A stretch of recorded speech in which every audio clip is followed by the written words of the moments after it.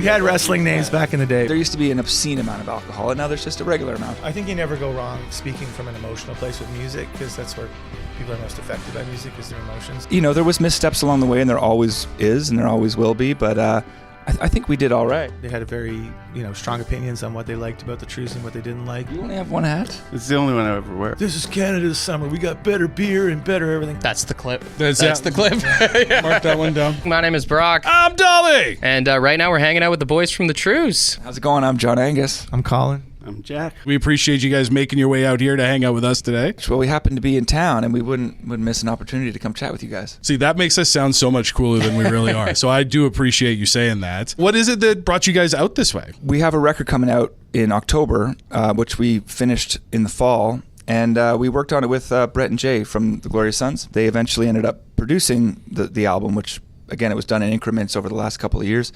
But now we have it in the can, and we're kind of getting ready to release it. So we decided we'd come out to see the guys and capture some talking about it, like some content, as they call it these days. And beers, of course. Yeah, beers. we captured some beers as well. We found some. Over the years, you guys have been directly responsible for helping so many bands produce their albums, get their albums out on the shelves. Is it an interesting feeling nowadays when you guys are working on something new to go to other bands for that vibe? It was a bit of a full circle moment, especially with the guys in the Glorious Sons, because John Angus produced their first record, The Union, and I think the first thing they ever did was they won a chance to open for us in Barrie, like in 2012, and they've obviously done amazing things, and it was just cool to have their input. Like, they were long time fans of ours, and they had a very strong opinions on what they liked about the Trews and what they didn't like, and they were great producers for us, and definitely made us feel fired up again. It's all about inspiration, and like, this is our 8th record, so sometimes the well, it's not that it's dry. It's just sometimes you got to dig a little deeper to find the water, And with age and with lives getting so busy, and we all have families, and it's just nice to have a galvanizing person in the room who's like, basically a cheerleader for the project. And those guys filled that role very, very nicely. If you could give yourself any advice looking back then to what you now know now, and especially producing all these records, what's the biggest piece of advice you'd give yourselves going into the first record? Young man, get into finance. No, not anymore though, because there's no such thing as a stock market. Oh yeah, right. That's a really tough question, because like, we were very driven in our youth, like towards what, I don't know, just like this sort of mad drive to like make something of yourself, and we chose music, and there was missteps along the way, and there always is, and there always will be, but I think we did all right. Ultimately we kind of kept it together. We're still here. The music's always kind of the number one thing, and just write all the time and work hard, and make something that you love. That's the most important part. Because I think if you love it and you feel inspired and fired up by it, that's the most contagious thing for an audience, whether it be 10 people or 10,000. I know there's someone listening right now that's in a band that's looking for their next big break, or the way to make some sort of cuts or whatever. What advice would you give to any bands that are listening right now? Work hard. Just keep working at it. Don't worry about it. Just do something about it. And don't. Like, you meet a lot of artists, like, I don't know what I'm going to do. It's like, well, nobody knows what they're going to do. You just get up and write, and then write again, and then write again, and then sing and play. And if that's what you love to do, then you'll find a way. A lot of bands do kind of just the single format now. What do you think are the benefits of just releasing straight singles versus actually a full record nowadays? Well, I think you can do both. We still like to package 12 songs together as an album, because that's a great way I still like to listen to music that way. If I'm in a Radiohead mood, I like to put on OK Computer. If I'm in a Metallica mood, I like to hear, Black Album, whatever. I still like the parcel of songs. So we still do that. But now it's like, you can sort of have your cake and eat it too, where you drop a song, then you drop a song, and you call them singles, and then 6 months later it's called an album. So it's almost like you're building a best of along the way as you're going. It's very generous, very generous. And now with the new single, The Breakdown, I do feel like it's kind of almost like reflecting on life, if I'm not wrong. And could you give us a breakdown of The Breakdown? Yeah, it's just a very kind of personal, but also kind of, I don't know, what's the opposite of personal? Worldly. Like, it's. I think it's pretty relatable right now. I think it's pretty relatable for the last 5 years. Yeah. But there's a little bit of that, a little bit of just like talking to that younger part of yourself and trying to it's okay. Like, you don't have to always keep going, and like that like incessant drive that makes you go forever. And then eventually you just get exhausted by that, and you got to deal with all that other stuff you've been running from forever. So Does it make it easier or harder as a songwriter with everything that's going on in the world? Like, it almost feels like a lot of times it's emotional and information overload these days, especially here in Canada with everything that's been going on in the last 4 months or so. Does that make the songwriting process something you can tap into, or is it sort of a barrier? Could you be more specific? No. Yeah. I think you never go wrong speaking from an emotional place with music, because that's where people are most affected by music, is their emotions. And there's a lot of opinions and a lot of talking heads and a lot of podcasts, and everybody's got a take. And I think sometimes you can say a lot just with your heart. No, but I think you can say a lot when you're not trying to say too much, you know. And one of the great powers of music is subtext, and you can be saying something without directly saying it, and I think that's where we try to go for it, and try to make it feel good, because feeling is what music's about. And a lot about what's going on in the world is like an abundance of overthinking, and everybody's really opinionated and chatting and talking and podcasting, and it's just like, okay, enough. And then sometimes you just want to like feel it, and feelings can speak loudly in these moments. As a Canadian band, do you feel any obligations to speak out right now? I don't know if you guys ever watched like WWE, but like, remember when they tried to make Bret Hart like a bad guy right before the Montreal Screwjob, and they got rid of him altogether? So there's a whole thing where he's like, because he was like Mr. Canada and he hated America, was his whole thing as a heel, and he has this hilarious thing online like, this is Canada's summer, we got better beer and better everything, and he's just railing at the audience. You just won this man's heart, by Absolutely. the way. I remember it fondly. Yes, they tried to make him the bad guy, and it worked in New York and all over the States, and then they brought it back to Calgary, and everybody was like, he's just spitting bars right now. If you want to talk wrestling for a second, if you guys were wrestlers, what would your walkout music be? Our best wrestling walkout song would probably be Hold Me in Your Arms, like, Does it have to be a Trews song? Any song, yeah. Something from the 80s, something like Turn Me Loose or something like that. That would be a pretty ineffective. What's your gimmick? Turn Me then? Loose Yeah. on the ring. Jack, what would your walkout music be for Green Pepper the Olive, your wrestling name? My wrestling name. Sorry, hang on. Let's not breeze past Green that. Pepper the Olive? We had wrestling names back in the day, but Mine was Green Pepper the Olive. What were your guys' wrestling Like a names? boxer. Colin Ambulance. Colin Collins. Ambulance. So I don't remember mine. I don't know if there's many places you couldn't put a pin on a Google map as to where you've played. And it's a sort of old-time question to say, well, what's the best crowd to play in front of? But I think the more realistic question is, what are some of the best places for the after party? We've had some pretty great after parties right here in Kingston. So we played there with the Tragically Hip in 2008. And 2009. 2009? Yeah. Okay, there you go. You got That's better how good the memory. after party was. Yeah, exactly. It brought me back. It brought me back a year. long. The after party was so good. There was like a cover band on stage. That's where the after party was, and we just like commandeered the cover bands. And they were like Stage. an 80s cover band, and we just took all their We wigs. took their wigs, and like we had members of the Hip up on stage and us on And they stage. played Turn Me Loose ripping for you, covers. yeah. They played Turn Me No, Loose. at one point, Paul from the Hip was like, I was trying to sing, and I was definitely had imbibed, and Paul's just like, hey man, it's too much. Like, I was like, into the microphone. Do you have a favorite Hip memory or a Gord Downey memory So that you'd like many, to share? Grew up and still are massive fans of that band, and like I remember our very first tour across Canada when we were just driving in a van, just booking shows as we went. And we drove through Kingston, and we're from Antigonish, Nova Scotia, and we're just like, I can't believe we're driving through the town where the Tragically Hip lived. You know what I mean? Some of them had moved away by then, but yeah, we were always huge fans. And then we got to open for them here in 2004 at the Causeway, so it was a big outdoor show, and that was like just incredible for us. And Gord Well, then they Sinclair, became pals, which was great, and we went and did a record out at Bath in again, what year? 2010 or something, 11. Yeah. But we moved into their studio space, which if you've been, it's like entering the imagination of the band. You know, there's all these like artwork from the record on the wall, and the books they read are on the wall, and their instruments are everywhere. And so we went in there for months on end and made a record, and then we went on tour with them after that record. And yeah, it's great. I mean, it's all good memories, to be honest. The best memory is we had a guitar tech back in 2004. They let us use, after we played with them and knew them a bit, they let us record some demos there. And we had a guitar tech named Ian, a great friend of ours, and he got really bored. We were like working 10, 12 hours a day, like writing and recording at the same time. So he went upstairs to their at the bathhouse, there's like a pool room, like with a pool table and books and records, and he literally alphabetized all of their records Out of sheer boredom. Out of sheer boredom, he like thousands of records, and then we saw them shortly thereafter at a benefit concert we were both playing on, and and our guitar tech, also an incredible guitar player, and he played some leads on some of our demos. And Gord Downey was like, so let me get this straight. Like, your guitar tech was upstairs and like alphabetized my entire record collection, and then came downstairs and ripped this like paint peeler of a solo on your record. I'm like, yeah. He goes, that's fucking awesome. You guys were such huge fans of Tragically Hip, and then you got that magical moment of getting to meet them, play with them, become friends with them. Yeah.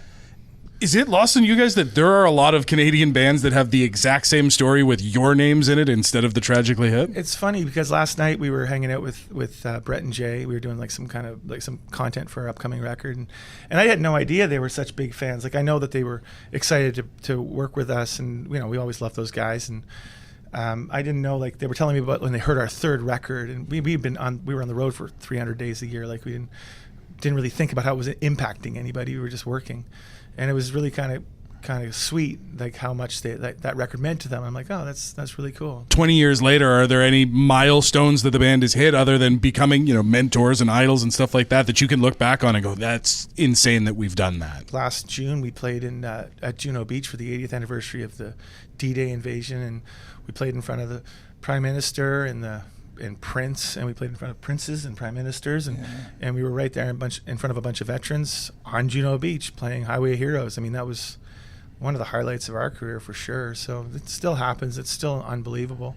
But it's those moments that are just like, you think about them like, I can't even believe that happened. In those kind of moments, do you still get butterflies? Do you still get nerves? That time, 100% that time. was live television. And they took us. They took us on the wrong side of the stage. Like, we rehearsed it the day before, and and it was like all time sensitive. It was being broadcast live around the world, and we literally had to run along the beach behind the stage with our guitars in hand towards the stage. By the time we got up there, we're like, and then it was nerve wracking. And then I was like, there was the Prime Minister of France, of Canada, the Prince William, and I was like, oh man, I'm not gonna be able to look at these guys, because it's like, if they look away or something, you know what I mean? Yeah. So I just kind of looked way at the back, and just I was very grateful when I saw the broadcast later that they didn't catch us running along the beach. I was like, oh, thank God the cameras weren't on that. Would have been a cool kind of Baywatch moment, though. The three of you guys running through the sand. I think the tone would have been off, because it would have been way too hilarious for the heaviness of the moment, but it would be funny. Before you go on a show, is there any pre-show rituals or anything that you partake in? I mean, I have to do a lot of warming up now, like just as the singer, and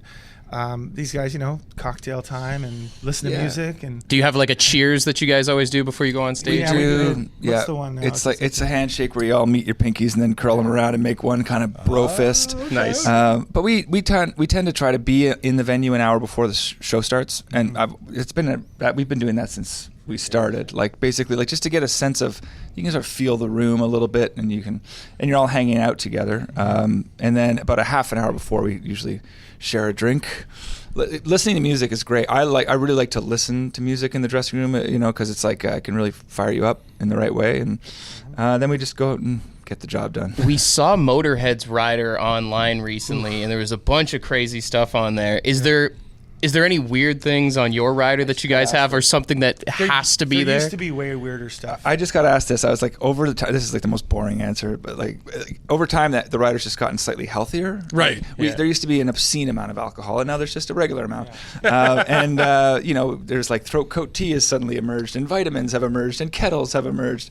It's just become, if you're going to live on the road, you got to try to make it your home everywhere you go, which means like some of those comforts always being there is important. The most brilliant hack I've ever heard of is put socks and underwear on your rider, because it'll literally cut your laundry in half during the run.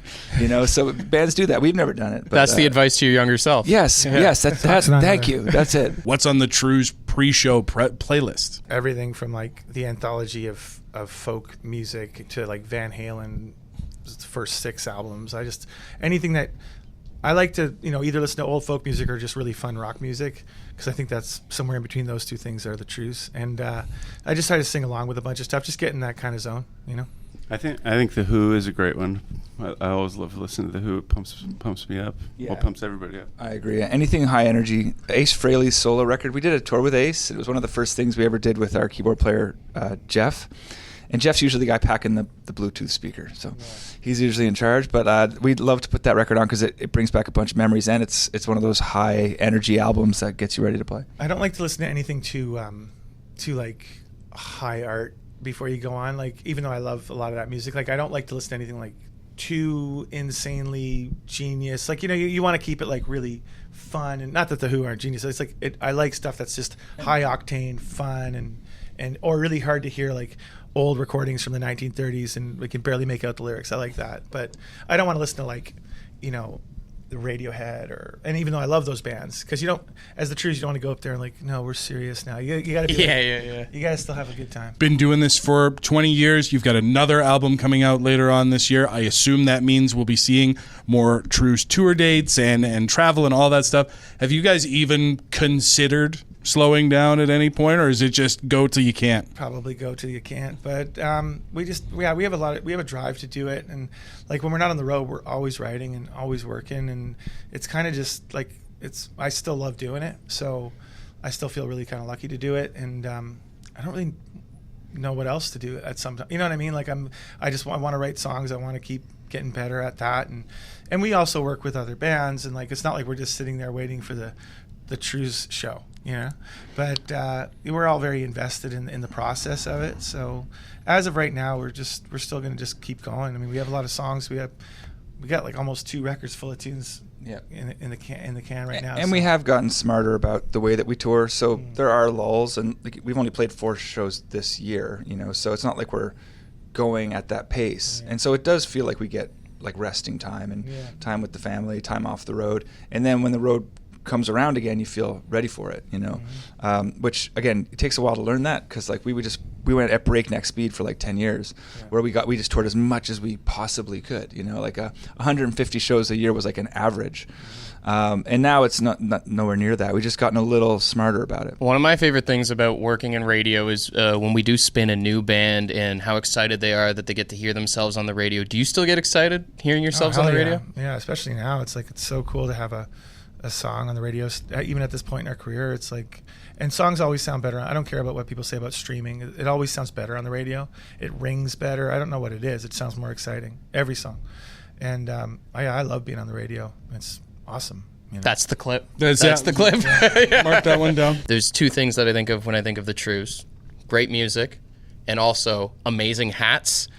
And I want to know, between you two, how big is the collection of hats at this point? I just got one. I just wear. It's just the one? You only have one hat? It's the only one I ever wear. Oh, okay. How many times have you replaced that hat? A couple times. Because I was going to say, like, I've been in radio for about as long as you guys have been on the road, and I think I've seen 3 pictures lifetime of you not wearing that hat. So I have to assume it's not 20 years old. No, it's not 20 years old. Right. It's the same style, right? It's like the pork pie. I have like a half a dozen. Will you buy a hat being like, that's my next hat, and then at some point just go, I'm over it now? Yeah, I do. But my favorite one is it's a company in Toronto called Coup d'Etat that make like custom hats. And when I turned 40, it was a gift from my family. So I went in and it was like custom designed, and my children's birthdays are nice. emblazoned in the rim, and it's so it's my favorite one. Is there any other bands you guys are working with right now that people maybe don't know about yet or should be keeping their eye on? I did a couple songs with Harmonies last year. You probably heard of them. They've been out and about for a while, but there's a guy named Matty Leon who I've made some music with, who's got a song coming out next month. There's a band from way back called Superstack who've been around about as long as us, but they're kind of coming back now. They took a long time off, and I produced some songs for those guys. What else you guys ear to the ground wise? I work with a band called the East Pointers, but people know who they are now. But I really like those guys, and So a band out in Vancouver called Chase the Bear. We're really great. They're some young dudes who just do nothing but play music. I don't know anything about them, but I love that name. It's a wicked name. They live in Vancouver. They're from way north in BC, and they've been playing together for a couple of years now. Well, thank you guys so much for being here. We appreciate it, and looking forward to the new record, which will be out in October, right? It's coming out in October, I think on the 24th. But between now and then, I know it's a long ways away, but between now and then, at least another half dozen songs from it will be sort of coming out on the way to October.